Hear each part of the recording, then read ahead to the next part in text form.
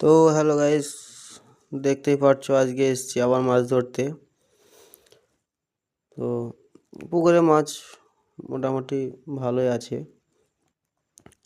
তো হুইলে আজকে একটা মাছ শিকার হয়েছে।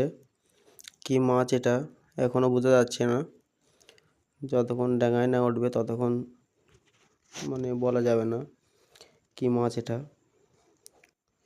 তো এখন খেলাচ্ছে শিকারি, খেলানো হয়ে গেলে তুলবে, তোমরা দেখতে থাকো। আর ভালো লাগলে লাইক কমেন্ট করো।